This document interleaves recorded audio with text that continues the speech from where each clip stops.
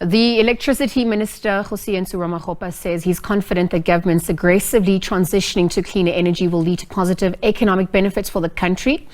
He says that bringing independent producers on board will also improve generation capacity, which will stabilize the grid. Now, South Africa and China have also signed an agreement on cooperation in clean energy investments. Ramokgopa says using renewable energy will contribute to skills development and the creation of jobs. He was speaking in his weekly media briefing to update the nation on the implementation of government's energy action plan. So for more on this, we're going to be joined by Thandolwethu Lukuko. He's the National Coordinator, Climate Action Network South Africa, to weigh in on the energy briefing by the Minister of Electricity. Thando, good afternoon. Thank you for your time with us here on the SABC.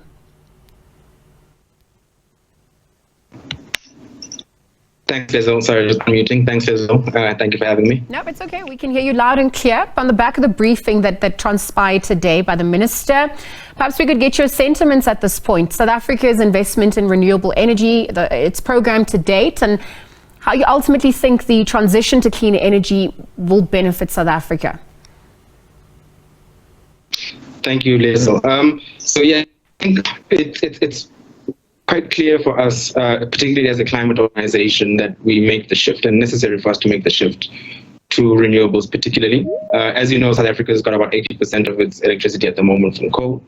The biggest driver for climate change is the burning of fossil fuels and the use of fossil fuels. And so being clear in our intention to move away from coal, I think, is very, very necessary. And the comments made by the Minister certainly fall on good ears, and from our side, we are quite receptive to that news. There are several steps, I guess, towards getting to that endpoint where we see renewables scaling up to a rate at which of our energy mix which is competitive with coal. As you know, we've got quite significant coal reserves in this country that far outstrip, at the moment at least in our energy mix, what we're receiving from renewables. We're also encouraged by seeing the statements from the DMRE Minister, which speaks to the IRP 2023, which is expected to be put out in the public space at the end of September, according to what the reports are saying. And so seeing that, hearing that, I think gives the correct signals. There are some niggly bits, I think, that they would have to outline for us in order for us as a sector to be absolutely satisfied with the general direction in which we're moving to. And this is notwithstanding the fact that we're in load shedding, as the report was saying, and we need to look at the options that are available to us in order to get us out of there. However, we would like to categorically state that although we have several options available to us, not all of those options will be beneficial for us as a country. More specifically in the medium to long term, and most notably those would be the fossil fuel options. Let me pick up on that point. There are concerns by some that renewable energy, whilst it can improve the grid, it's also disadvantaged Eskom's priority plans like maintenance and refurbishment. How would you respond to those sentiments coming through? An important consideration is where do those sentiments come from? And so if you've been looking at South Africa's energy landscape for a few years at least, let's say since 2011, you'd know that we had the Renewable Energy Independent Power Program, which was essentially South Africa's introduction of renewables into the mix. At some point, that entire program was curtailed, which also curtailed investments, which had investments not been curtailed, then we wouldn't have found ourselves in the current predicament that we're in, because we would have had additional capacity, certainly on top of what it is that the minister has quoted in that insert. So to now want to say that introducing renewables into the energy mix is going to be a cause for disruption for Eskom's plans, yes, it will, but it's only as a result of their own doing, by not necessarily making investments in renewables sooner, when all the evidence was there to suggest it, and also when there was considerable success in South Africa's renewable energy auction plan, which is the RFOP program, to really scale up our renewable allocation in the country. So now, unfortunately, we're having to deal with a broken down vehicle and still try to drive the vehicle whilst it's broken. Of course, it's not going to be a very functional, very efficient as well. So we have to, unfortunately, to combine ramping up the production capacity and the generation capacity of our coal fleet with the maintenance plans, for example, at a place like Coburg, which supplies 1,900 megawatts, which is significant, together with bringing renewables onto the energy mix so that at least we can begin to balance it out. Unfortunately, we have to kind of work with what it is that we have, which is all these different energy mixes and different challenges. But unfortunately, as I say, had this decision been taken sooner and continued sooner, we wouldn't be finding ourselves in the predicament that we're in today. No, absolutely. I think my next question then is twofold, because on the back of the BRICS summit that was held, we saw Chinese investors choosing to actively work with South Africa to help South Africa deal with its energy crisis. Whilst we don't really know the T's and Correct. C's at this point, what do you applaud in that, but also what are the concerns? And then in the same breath, South Africa has obviously also signed the Paris Climate Accord.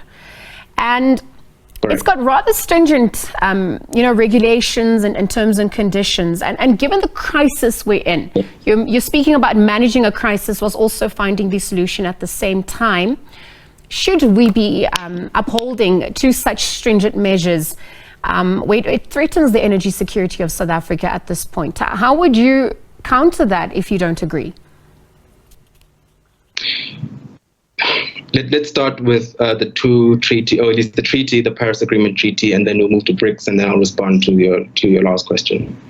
The Paris Agreement is quite clear on what is it that needs to be done, and that climate action largely needs to be driven by countries through what's known as the nationally determined contributions, where in South Africa itself made a pledge to say we're going to, it was once called the peak plateau and decline trajectory, of which we're peaking in terms of our emissions by 2025, plateauing up until 2035, and absolute decline from 2035 onwards in order to get to a low carbon economy around 2050-ish.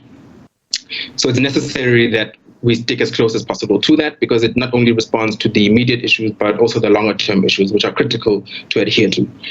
Now, what the Chinese have contributed to, I would argue, is more so the short to medium term aspirations that the country has.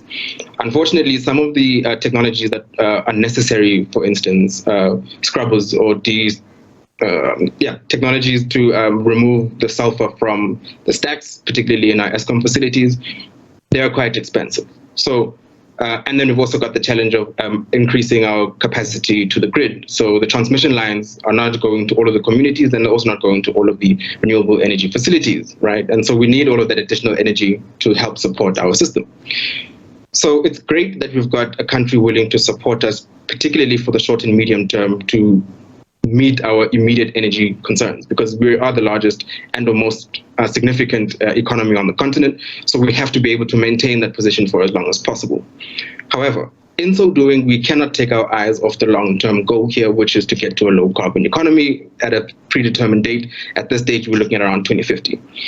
In so doing, we cannot want to make a decision today that is going to bind us into a situation 10 years down the line, 15 years down the line, that we may not be able to get ourselves out of. If we make significant investments in fossil fuel technologies, primarily in coal, in gas, in nuclear, we're talking about assets here that at some point or another are going to be far too expensive for us to run, far too expensive for us to maintain, far too expensive for us to be able to sequester the carbon that is needed as a result of some of these stats. If you look at the age of our facilities, most of them are sitting at around 30 years. Right, Koeberg is supposed to be turned off in 2024, but we know that all of the coal fleet, or at least a large part of it, has been extended. So that means, although these facilities are 30 years old, they're going to continue producing some of the sulfur and continue contributing to South Africa's carbon budget, right, at an alarming rate. Now, how are we going to be able to get that carbon out of the atmosphere in the next few years? That means my future, your future, Diesel, the future of your children and my children is in serious jeopardy, because we're going to be putting things into the atmosphere that we don't know yet how to get out of. So it's necessary that as we're talking about the plans, we're talking about investments in coal, we're talking investments in gas, particularly, we have to specify the time frame. How long are we going to be polluting through these technologies? Being aware that the longer we do it, the more harmful it's going to be for the environment, the more going to be for our future and for the children's futures, knowing that we won't be able to live in the society and in the environment that we're familiar with today in around 2050 to 2100. So it's necessary that we balance off the immediate needs to get the country energy access with the long-term objectives of ensuring that our climate is still able to grow our food, to have our water, to have an environment where we can actually breathe because it's not too hot to do so. So we have to be able to balance those out. And sometimes I think when a lot of the administrators, whether ministers or DGs or other public officials, when they talk about these things, it almost seems as if there's not a full recognition and or appreciation of what it just might do for us in the longer term. And if I'm absolutely frank with you, so some of these ministers, beyond any one of the sitting ones at the moment, will not be alive at the time that we're talking about. Thando, absolutely. Thando, I'm going to have to leave the conversation there. We're struggling to hear you, but your points have been made. Thank you for joining us on the SABC. Thandolwethu Lukuko, National Coordinator, Climate Action Network South Africa, weighing in on the energy briefing by the Minister of Electricity, really looking at ways and plans to tackle the energy crisis in South Africa, the issue of renewable energy really coming to the fore again. Thanks to Thando for his time with us here on the SABC.